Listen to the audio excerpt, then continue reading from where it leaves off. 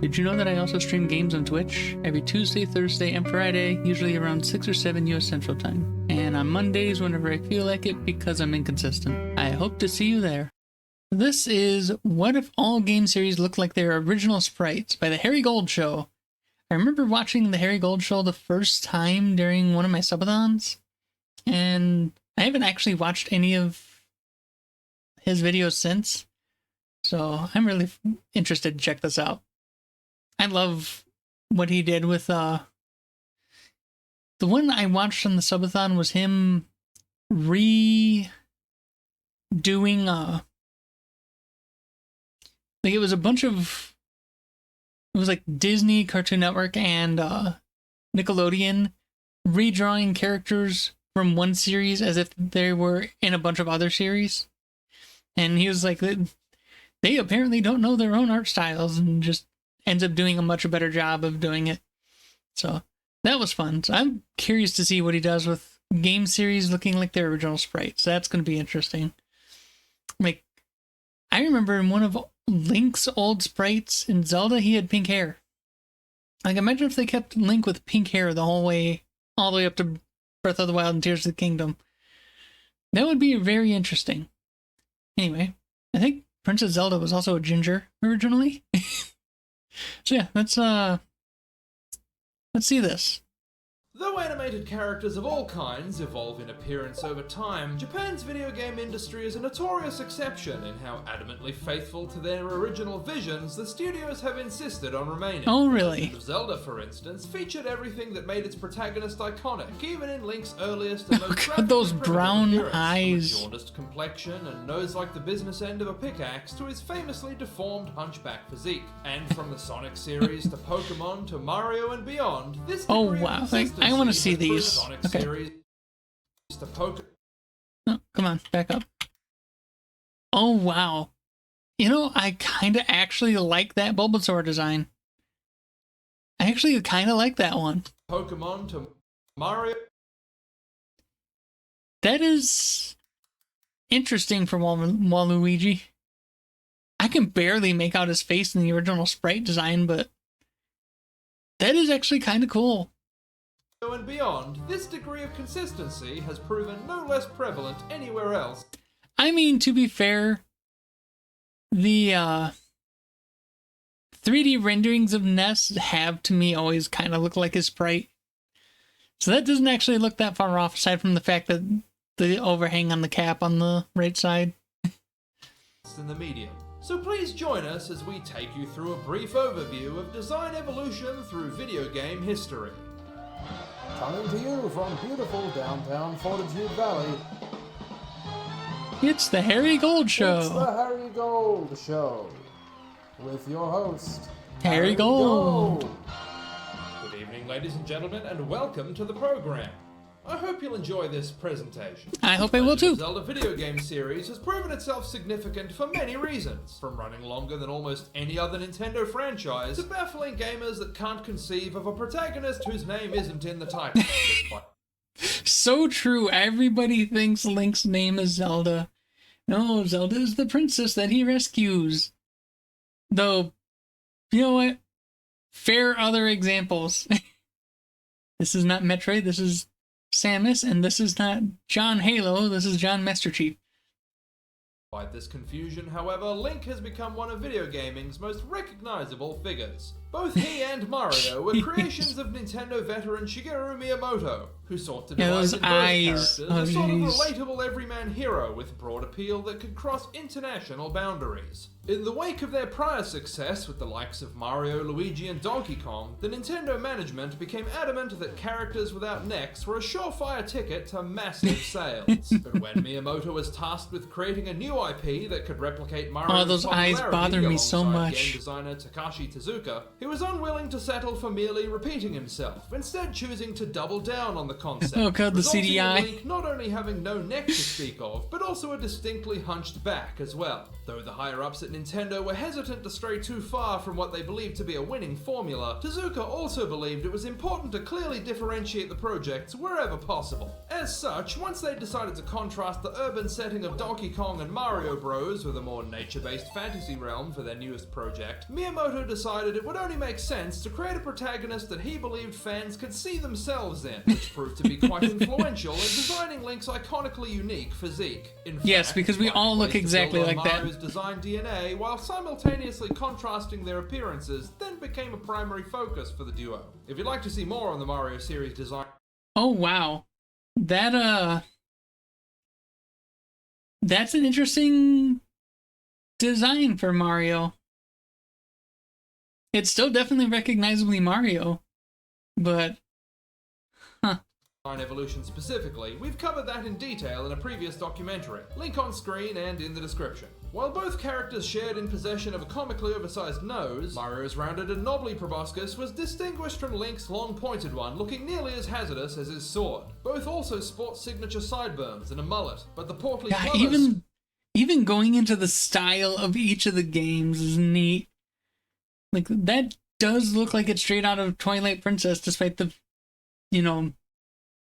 glaring problems with anatomy there. Striking navy blue locks are easily differentiated from Link's tamer gravy-coloured mop. And while the two characters' eyes are just as beady and inhuman as one another, Mario's deep, piercing cobalt was contrasted by Link's pronounced case of green and brown sectoral heterochromia, often praised for its accuracy and authenticity to people who've actually experienced this medical condition. The deliberate points of comparison don't end there either. Against Mario's anemically pallid complexion, Link was bronzed to the point of resembling an Irish flag. The trademark medieval elvish garb for which Cadence of Hyrule? I never heard of that one. Link is famous, loosely inspired by various Breath of the Wild one. Western popular culture, was made green to contrast as much from Mario's signature modern red overalls as possible. And of course, to distinguish against Mario famously being a I'm surprised they did make the change from the green to the blue for the Breath of the Wild one here. I thought he was going to stick with the green tunic the whole way through. Class Italian Catholic. Then again, I would have said the same thing about Breath of the Wild. I thought they would have kept him in his green tunic. Like, you can still get it in the game, but no. Link's new iconic look in those games is now the blue tunic. Takashi Tezuka, being a born-again evangelical Christian himself, included a crucifix on Link's Bible-shaped shield, symbolic of how God's light protects us all. The shield also served a secondary purpose. While Miyamoto deliberately wanted Link to be somewhat androgynous so that any player could more easily project him or herself onto the game, Tezuka hoped the Christian symbolism would reassure players that regardless of his appearance, Link is still definitely not gay. On that subject, the next most well-known character to come from this franchise is the hero's love interest and eponymous serial rescuee, Princess Zelda. Like Link, she's a stumpy dwarven goblin creature with spray tan. Don't mind that skin. design. Though Zelda's similarly auburn hair and beady whiteless eyes are cankle length and gleaming black like those of a mature termite, respectively. To differentiate from the protagonist's outfit, Miyamoto and Tezuka came back full circle, Wind Waker. her in a lively Mario-colored red dress, decked out. I don't like the Ocarina of Time one there. That's uncanny. It actually looks decent in the Wind Waker style, though. With everything you'd expect of a princess's wardrobe, from billowing bustles to puffy sleeves to a tiara shaped like a gold-plated bar of soap. She is also completely nasally unencumbered, which makes for a peculiar contrast against Link's own distinctly railway spike-esque silhouette. Later the same... Oh, you didn't take it any farther than Spirit Tracks? Come on. I wanted to see what your Breath of the Wild take on her was going to be. So next is Samus, huh? Year, Nintendo introduced another figure to its pantheon of long-running characters, the Metroid series heroine, bounty hunter Samus Aran. She has a good deal in common with Link. Not only did both debut in 1986, get mistaken for the opposite sex regularly, and have people get their name wrong for 40 years, but Samus was also an early example of Nintendo's anti-neck mandate. In fact, after Link also proved popular in his own right, Nintendo drew the only logical conclusion. Protagonists without necks are the... As we all know, playing as women is lame, but I realized we'd had on something special when we started catching the programmers making out with their monitor.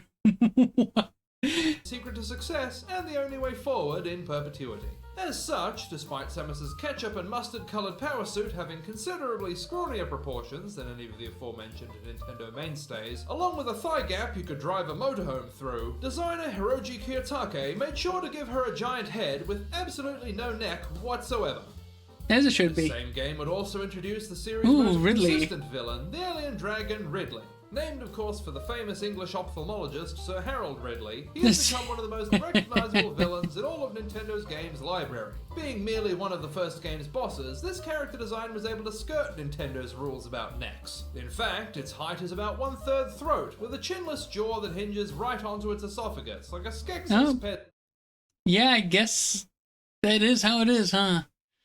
Just no jaw, just flexes back onto the neck. Okay. Dispenser. Inspired by the most iconically disturbing alien of the 1970s, Gonzo, co-director Masao Yamamoto decided to make Ridley a bald-headed, grimace-coloured monstrosity with a distinctly flaccid snout. Meanwhile, its famous three-jointed limbs with bulbous knees were added based on designer Yoshio Sakamoto's own childhood experiences playing by the pond near his home, as Ridley reminded him of the small reptiles whose legs he would break for fun. Despite the saying that purple and green should never be seen unless there's something in between, Ridley's dotted all over with a vivid shade of chartreuse. From its distended alien eyes and sparsely placed teeth to the skin of its wings and that one gross little extra spike growing out of its tail like alien acting. One other amusing incident of note is that due to translation issues which were commonplace at the time, a suggestion from Nintendo of America that Ridley would be more imposing if it looked a few feet taller resulted in the significantly taller feet we know Ridley for today.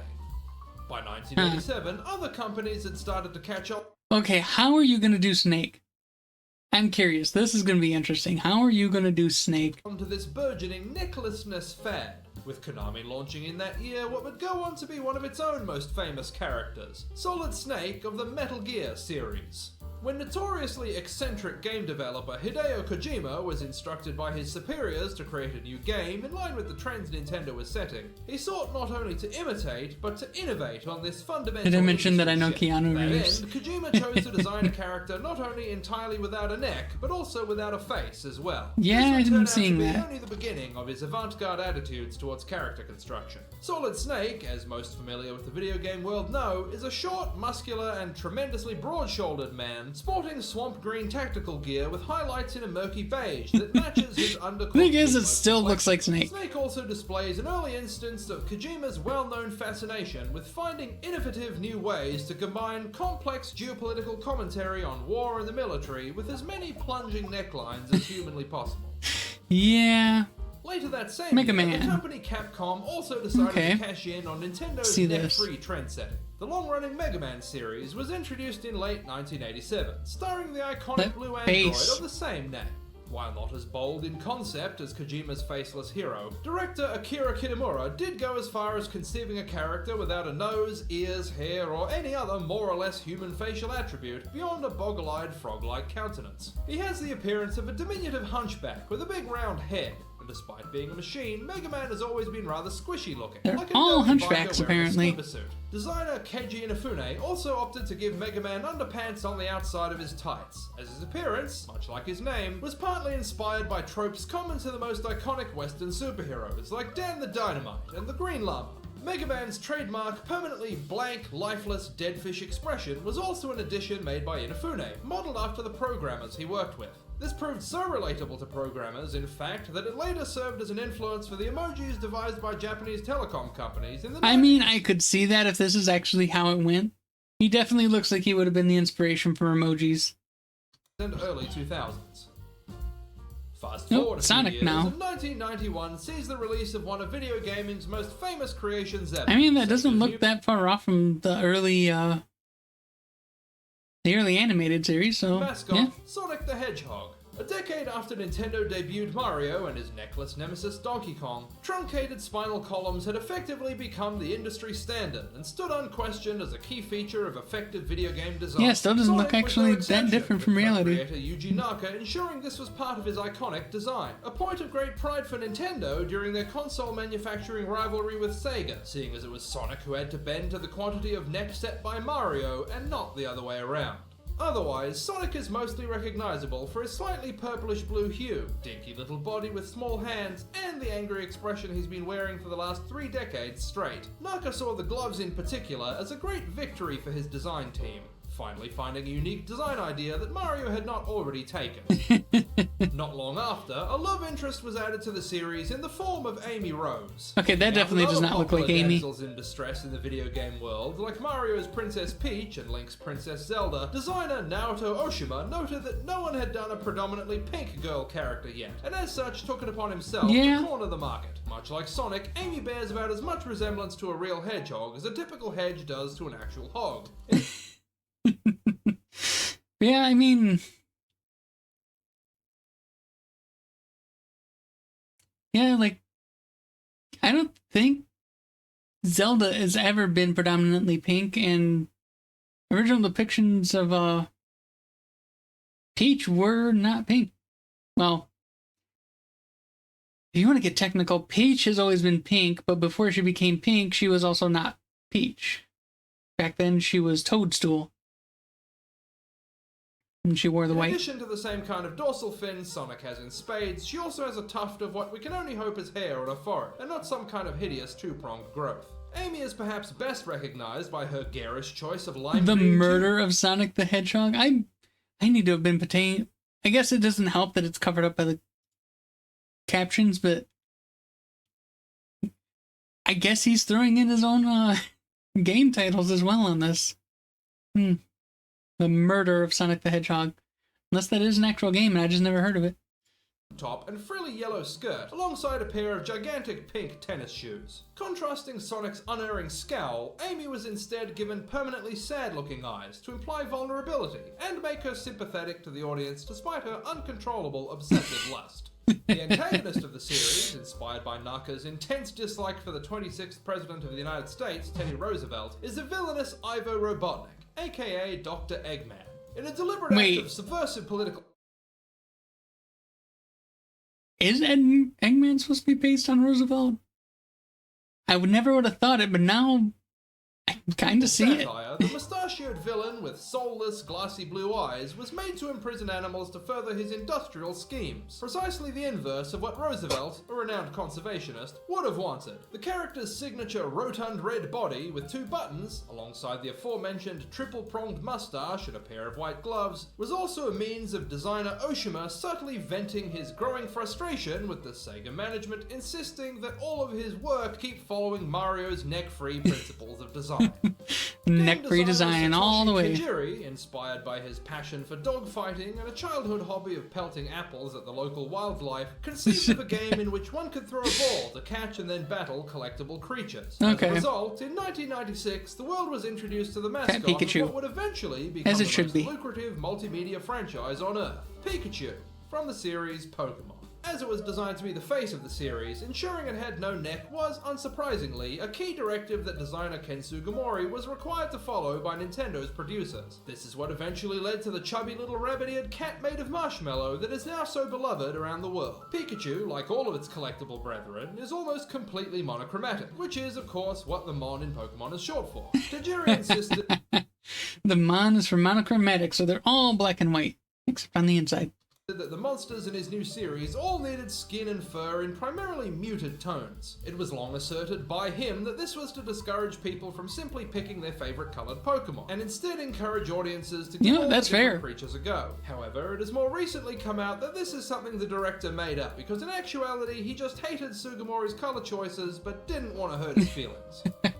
To keep in line with all the colorless creatures populating this world, Sugimori was also tasked with creating similarly grey people to catch and train the Pokemon in question. Tajiri insisted publicly at the time that the colorless skin of the game's human cast was to create a non-specific race to which anyone from anywhere could relate, in a bid to ease the racial tensions of the world. But of course we now know this was simply something that Nintendo's marketing strategist conceived of after the fact. As this series was to be top-down, Nintendo insisted that he follow the design principles that had made their foremost top-down franchise, The Legend of Zelda, so successful. As a result, the people in this world are not merely without a neck, as had become the unspoken expectation by this point, but also similarly stumpy and gnome-like, with large ears, no nose, and tall jet black eyes, all just like Princess Zelda herself. While we There don't you have go. time in this presentation to go through all the more than 1,000 Pokemon this series has Yeah. generated to date, Ken Sugimori has singled out a selection of them as his all-time favourite designs. Bulbasaur, the blotchy half-frog, half-bear that famously has a garlic bulb on its back. Dragonite, the drowsy-looking dragon with teeny little arms, based... Ooh, I like that design for Dragonite. I wish this was actual Dragonite. I would actually like it then. I don't like Dragonite's design. But I do like this one. Oh, I love that one, actually. Why couldn't that be his design? on both Chinese and European mythology. Charmeleon, an aggressive velociraptor with a tail fin that was inspired by Nintendo's other famous reptiles, the head of Yoshi and Ridley's huge feet. Ekans, the giant bright white earthworm with a gaping maw and a I poisonous... don't remember... I don't remember that feet. sprite for Ekans at all. Ekans, the giant bright white... Is that from the Pokemon Beta sprites? Earthworm with a gaping maw and a poisonous scorpion tail. Geodude, a cute little pouty rock monster with a bumpy head and thin wimpy arms. I mean, that doesn't look that far from the real thing, honestly. Machop, the peculiar frog-like dinosaur with one huge arm for chopping. You know what? I actually kind of like that design for Machop. Just as its name suggests. Mew. Oh no, not Mew. Noises you'd expect even from a strangely distended fetus-esque feline like this one.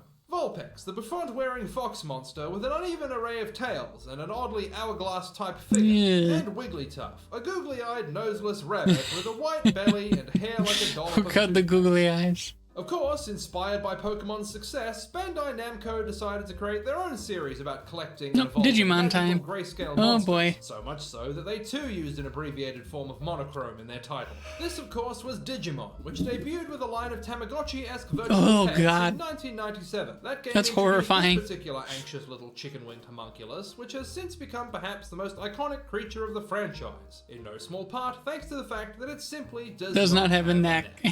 And thus, with the era of the 3D model becoming Oh, the standard jeez. shortly after, our retrospective on the design consistency from early video game graphics to now reaches its conclusion. I hope you found this to be both interesting and informative. Very. If you'd like to see more of our documentaries on video game characters, consider checking out our deep dive on the history of The Legend of Zelda's most popular mainstay, Morshu. Or, if you'd prefer something more Mario-centric, consider taking a look at our Design Origins video on... Design origins for Waluigi and Morshu? Really? I mean, Waluigi deserves it, honestly, but Morshu? Huh. Waluigi.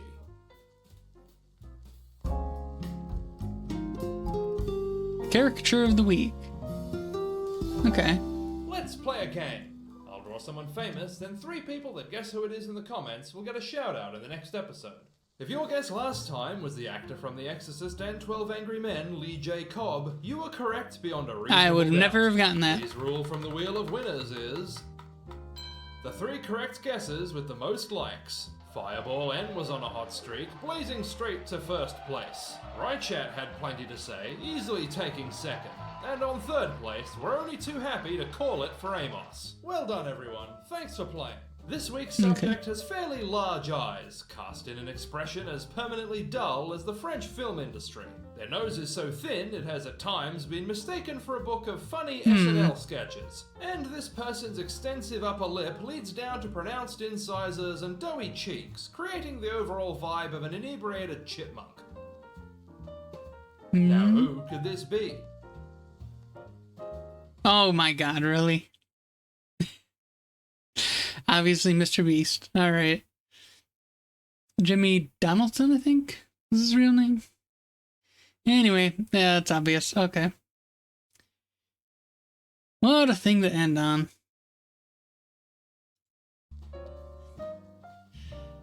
If you know who that was, let us know in the comments. And consider Probably too late to evolving the join in design on of that anyway. Subscribe button, so it says subscribed instead. But this has been the Harry Gold Show. Thank you, Harry Until Gold. next time, stay safe, and God bless.